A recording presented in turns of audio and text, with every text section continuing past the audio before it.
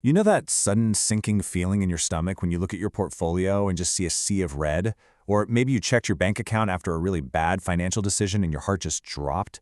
It's this very specific, incredibly sharp emotional pain. Look, if you've had a financial setback recently and you're feeling totally stuck because of it, I want you to know I hear you. It hurts. But today we're going to unpack exactly why it hurts so much and, much more importantly, how you can actually get unstuck. All right, let's dive into this.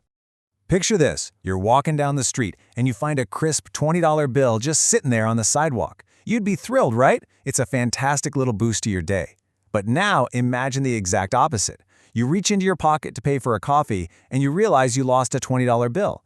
Which one of those events sticks with you longer? For almost everyone, the agonizing, lingering frustration of losing that $20 completely overshadows the fleeting joy of finding it. The dollar amounts are exactly the same, but man, the emotional weight is completely different. Section 1. Loss aversion explained. That $20 example perfectly captures the psychological foundation of why financial setbacks feel so devastating. I really want to assure you right now, feeling terrible after losing money is not a sign of mental weakness.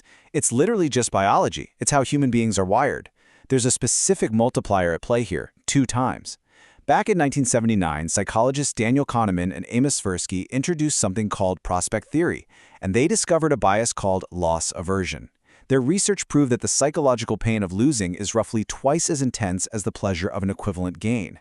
That means if you lose $1,000 in the market, it actually hurts your brain twice as much as making $1,000 feels good. So why are we built this way? Well, it all goes back to our ancestors. This biological reflex was quite literally an evolutionary survival mechanism. If a caveman lost his winter food supply, he died. So the brain evolved to register any loss as an immediate life-or-death threat.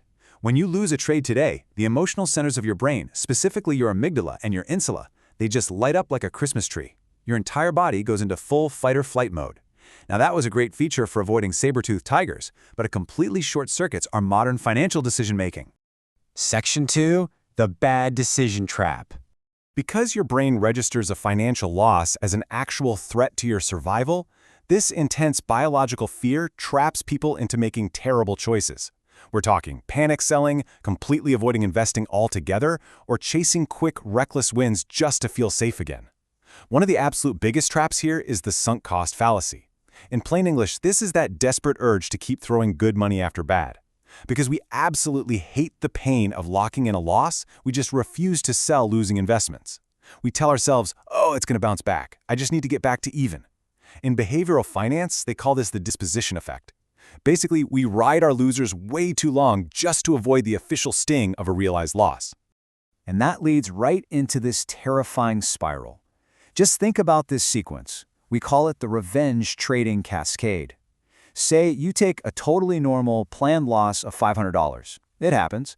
But because of loss aversion, your brain is screaming at you to fix the pain immediately. So what do? You take a bigger, riskier trade to win it back, and you lose $800. Now you're really panicking. You take an even more desperate trade and lose $1,200. What should have been a perfectly normal day ends in an unrecoverable crater. Your survival instinct actually causes the exact financial ruin it was trying so hard to prevent. Section 3. Real recovery mindset. But hey, here is the good news. You can rewire how you react to this. People who successfully bounce back from financial disasters don't just have magical brains that are immune to pain. Instead, they actively train themselves to think differently about their setbacks. They create a solid mental barrier between the money they lost and who they are as a person. There is a massive difference between amateur and professional thinking here. Amateurs tend to fall into the toxic habit of tying their self-worth directly to their net worth. When they lose, their brain says, "I am a failure." Professionals, on the other hand, use what we call broad framing.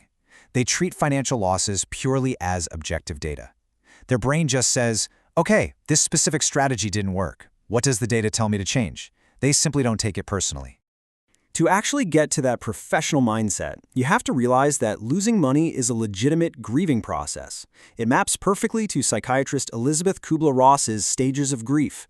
First, you deny the loss. Then, you get angry at the market. After that comes bargaining, where you're trying to make deals to get the money back. Then depression and hopelessness kind of set in. But the real magic happens at stage 5, acceptance. Reaching acceptance is the crucial key that finally allows your brain's alarm bells to stop ringing so true, rebuilding can begin.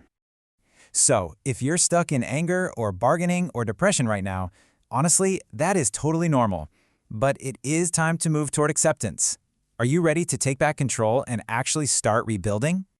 If you're finding this valuable, please subscribe to Wealth Lab and share this explainer with your friends and family. It really helps us grow. Section 4. Practical steps to recover.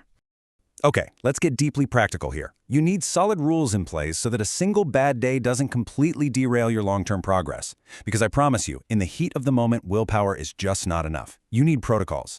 Here is a rapid-fire post-loss protocol you can implement starting today. Number 1, a physical pattern interruption. When you take a big hit, literally stand up and walk away from your screen for 5 minutes. It forces your emotional intensity to drop.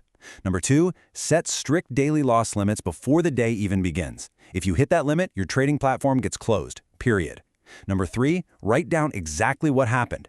Journaling engages the logical part of your brain, overriding that emotional amygdala. And finally, reframe your recovery timeline. You absolutely do not need to make back a loss today. I want to leave you with a really powerful thought to keep in your back pocket. A single day's P&L is statistically meaningless, but a single revenge trading session can set you back months. True financial recovery requires a long-term perspective. A loss is literally just a tiny data point on a very, very long chart. Please, don't let your caveman brain trick you into burning down your entire portfolio just to fix a temporary bad feeling. Process the loss, accept the data, and stick to your long-term plan. What protocol are you going to put in place before your very next trade to protect yourself from your own biology? Thank you for joining us today. If you haven't already, don't forget to subscribe to Wealth Lab. We'll see you in the next one.